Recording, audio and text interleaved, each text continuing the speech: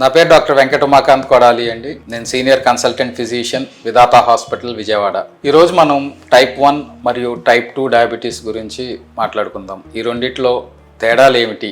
Diabetes అంటే blood sugar levels రక్తంలో బాగా ఎక్కువ ఉండటం. దానికి కారణాలు టైప్ 1, టైప్ 2. టైప్ 1 అంటే అసలు ఇన్సులిన్ అనేది బాడీలో తయారవ్వదు.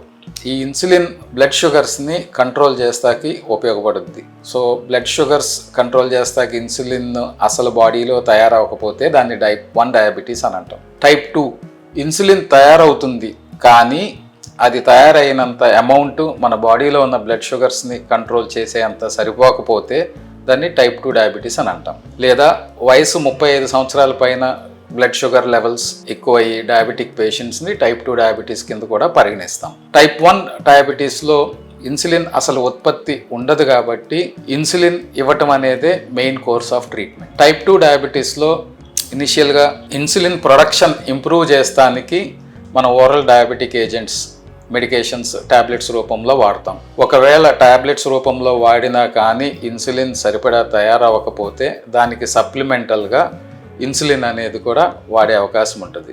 ఇది మేజర్ డిఫరెన్స్ టైప్ 1 డయాబెటీస్కి టైప్ 2 డయాబెటీస్కి. మేనేజ్మెంట్ ఈ రకంగా చేస్తాం.